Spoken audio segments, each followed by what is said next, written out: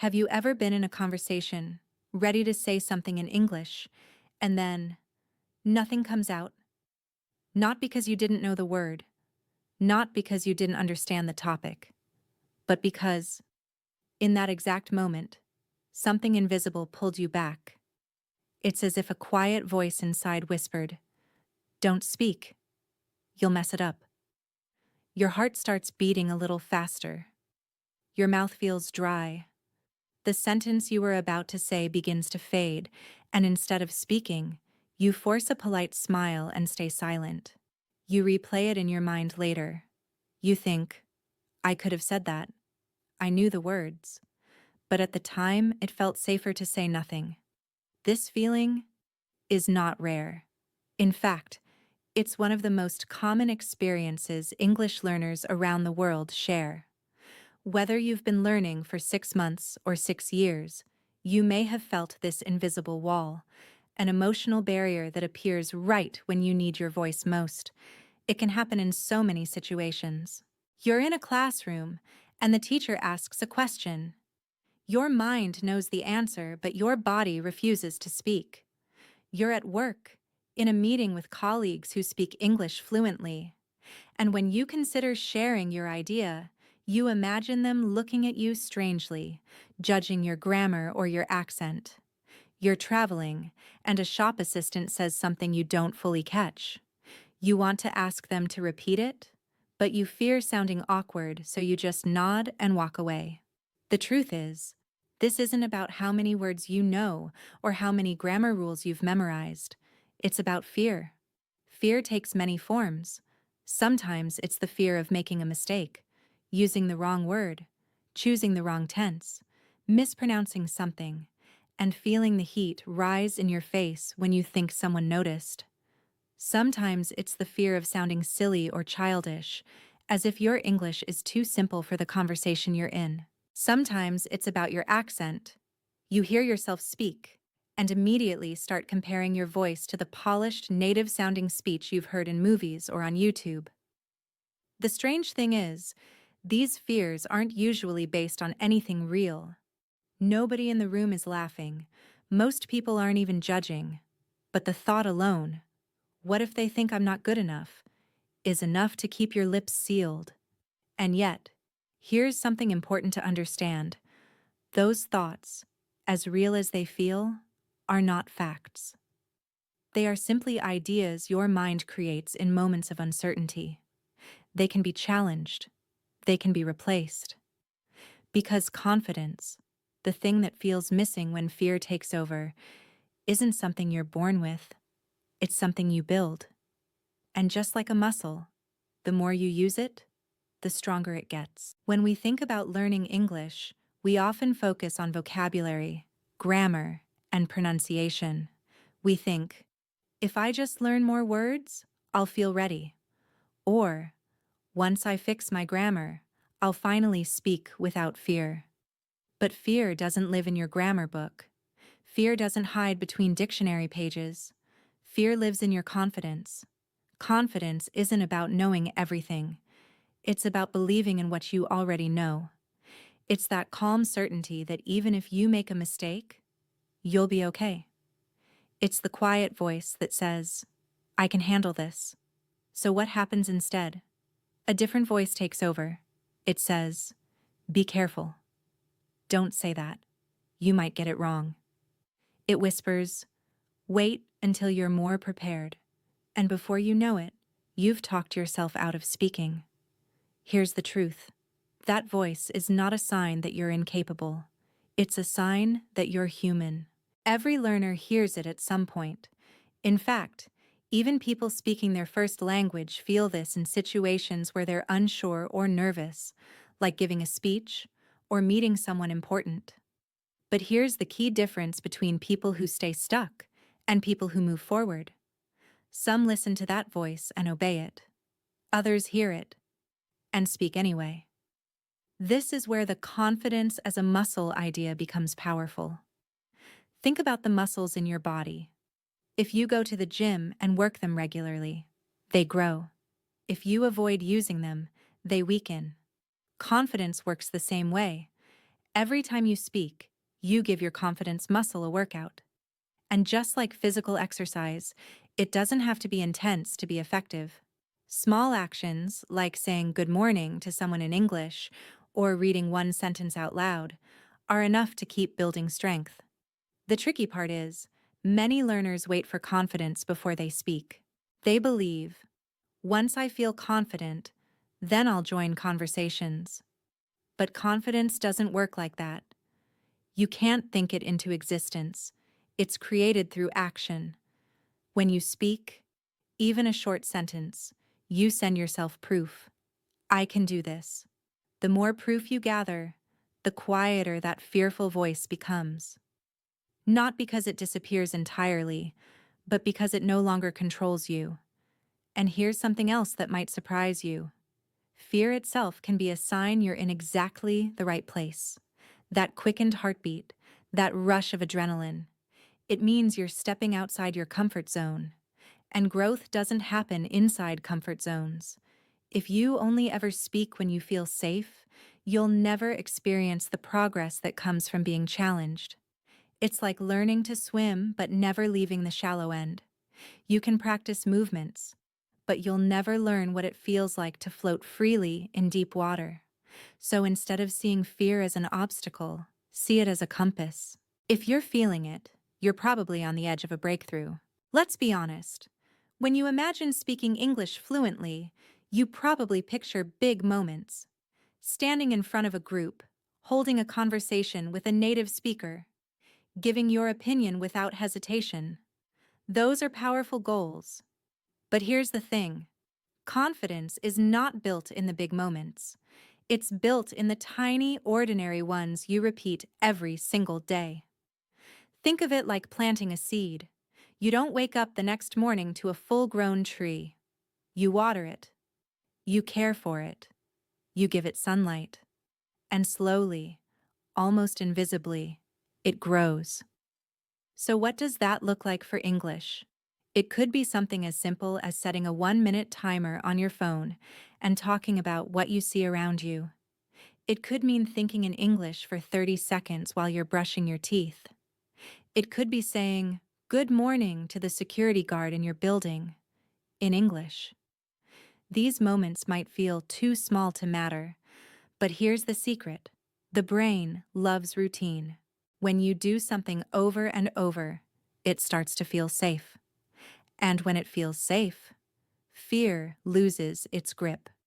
Take the one sentence a day approach. You might think, one sentence? That's nothing. But in a month, that's 30 sentences you've spoken out loud without letting fear stop you. And each one is a tiny vote for the kind of person you want to be, someone who speaks. Here's why small steps work so well. They're easy to repeat. Big goals often fail because they demand too much energy or courage all at once. But a small action? That's manageable. You don't need perfect conditions. You can do it anywhere, anytime. Let's say you're on the bus. Instead of scrolling mindlessly, try describing what you see in English, silently in your head, or softly under your breath. At the supermarket?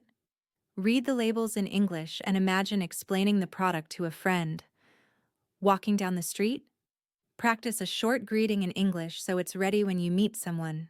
Every time you take one of these tiny actions, you're training your confidence muscle without overwhelming it. It's like lifting a light weight every day. You don't feel exhausted, but you still get stronger. And the best part? These small steps sneak past fear. Fear loves big, dramatic situations because they're easy to overthink. But when your action is quick and simple, fear doesn't have time to build its argument. If you can master the art of starting small and sticking with it, you'll notice something shift. The next time you're in a bigger conversation, it won't feel so foreign. You'll have built a foundation of tiny successes that tell you, yes, I can do this. If there's one thing that quietly steals confidence from language learners, it's the belief that mistakes are something to avoid at all costs. The moment you think, I can't make any mistakes, you set up a trap for yourself, A trap where you speak less, play it safe, and limit your own progress. But here's a truth most people don't realize. Mistakes are not the enemy. They're the teachers. Think about how children learn their first language. A baby doesn't say their first word perfectly. A toddler doesn't form perfect sentences from day one. They try. They get it wrong. They try again. No one tells them, stop until you can do it perfectly. They are encouraged to keep speaking, because every wrong attempt brings them closer to right. Yet somehow, as adults, we lose that freedom to stumble. We convince ourselves that every slip in grammar or pronunciation is proof we're bad at English. But here's the shift in perspective. Every mistake is evidence you're in the arena. You're not standing on the sidelines. You're taking action. Imagine this. You're in a conversation, and you use the wrong verb tense. The other person understands you anyway. Later, you remember the correct form. Guess what? You're far more likely to remember it next time because you learned it in a real situation, not just on a page. Mistakes make learning stick.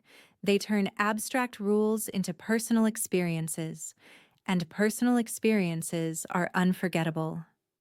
Now, I know what you might be thinking, but what if people laugh? It's a valid fear, but here's the reality. Most people won't. In fact, many will admire your effort. And if you do meet someone who mocks you, that says more about them than it does about you. Let's flip the script. Instead of feeling embarrassed by mistakes, treat them like stepping stones. The more stones you step on, the further you go. You can even turn mistakes into a kind of game. Set yourself a challenge. Collect a certain number of mistakes in a week. Every time you catch one, smile and think, that's one more step forward. This turns what used to feel like failure into proof of growth. Because the truth is, perfection is not the goal. Communication is. If you can express your idea, connect with another person, and be understood, even imperfectly, you're already succeeding. So the next time a word comes out wrong, don't let it shut you down. Let it be the reason you speak again. One of the most common phrases you hear from English learners is, "I'll start speaking when I feel ready."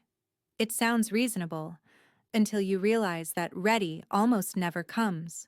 You wait for the perfect vocabulary, the perfect grammar, the perfect moment. And in the meantime, weeks, months, sometimes years, pass without real progress. Here's the paradox. Confidence doesn't come before action. It comes because of action.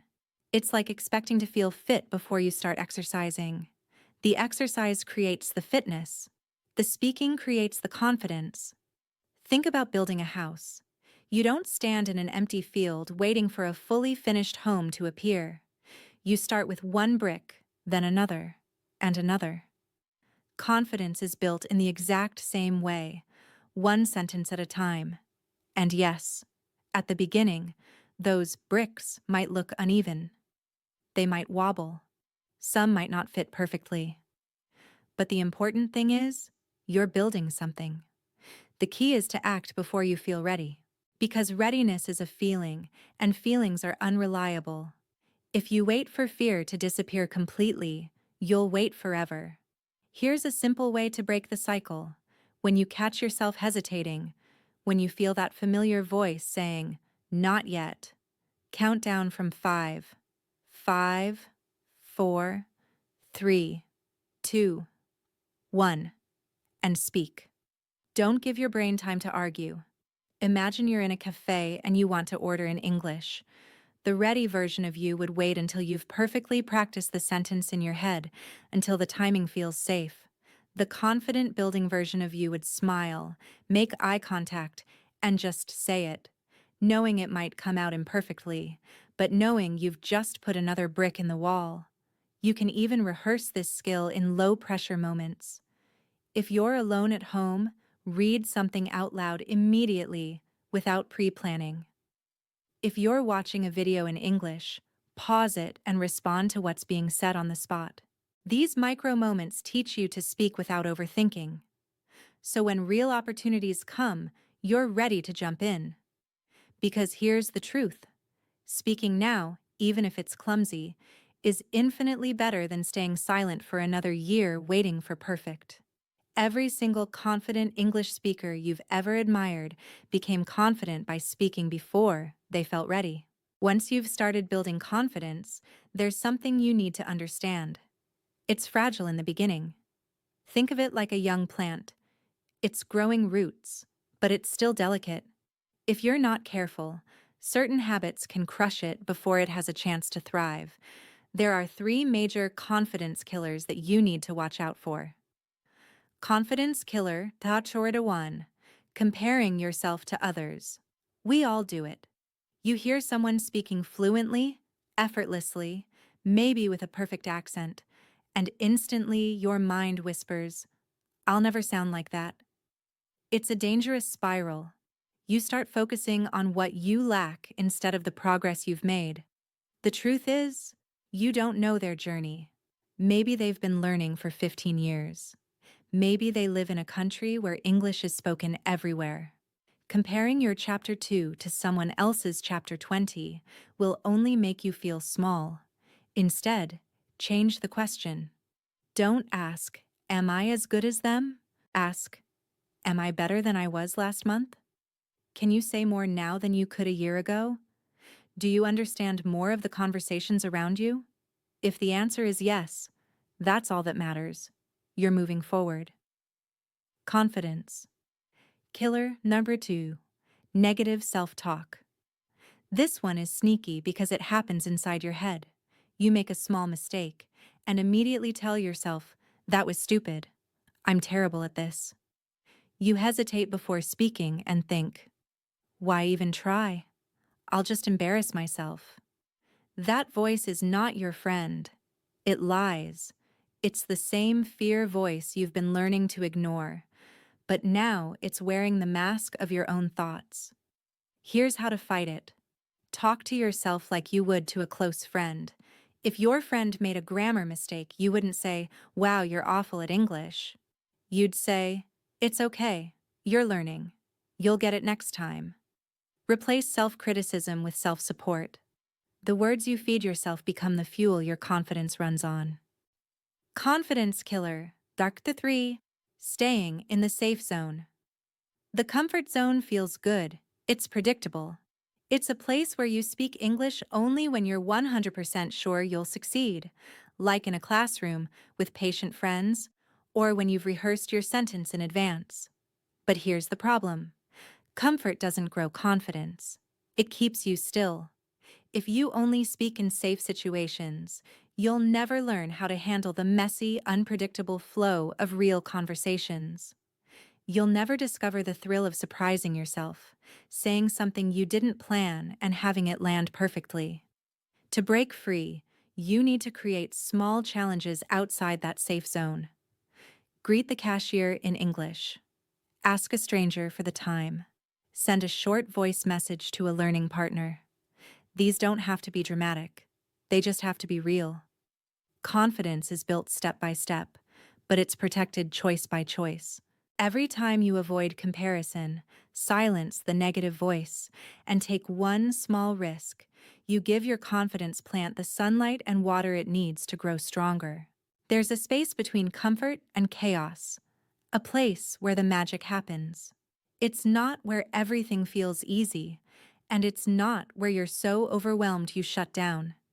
It's that middle space where your heart beats a little faster, where your brain is stretching just enough to grow. This is the growing zone. When you're in it, you're not simply practicing English, you're living it. You're learning in real time, adjusting, responding, and discovering that you're capable of far more than you thought. It might look like ordering food in English when you could easily switch to your native language. It might be raising your hand in a meeting to share an idea, even if your voice shakes a little. It might be joining an online discussion group where you don't know anyone yet. The growing zone isn't always comfortable. In fact, it can feel messy. You might trip over words, pause to search for the right phrase, or feel that rush of heat in your face when you make an error. But these moments are gold. They're the real-life training ground for confidence. Here's the beautiful part. The more time you spend in the growing zone, the bigger it becomes. What once felt intimidating, introducing yourself to a stranger, making small talk, giving your opinion, starts to feel normal. And when it feels normal, it shifts into your comfort zone, which means your growing zone expands even further. Think of it like climbing a mountain. At first, the path ahead looks impossibly steep. But with each step, your legs adapt. You look back and realize the part that once seemed difficult is now easy, and you're ready for more. There's no rush to reach the top. The goal isn't to finish, but to keep climbing, to keep finding new edges where fear and excitement meet. The growing zone is where you surprise yourself. It's where you catch yourself laughing in English without thinking about grammar. It's where you realize you just understood a whole conversation without translating in your head. It's where you say something you didn't rehearse, and it works. Every time you step into that space, you're telling yourself, I'm someone who speaks, not someone who's waiting for perfect, not someone who's defined by mistakes, but someone who's building, sentence by sentence, interaction by interaction. And maybe the most important thing, the growing zone never disappears. No matter how fluent you become, there will always be another edge to reach for. And every time you take that step, you prove, again, that you're capable of more than you imagined.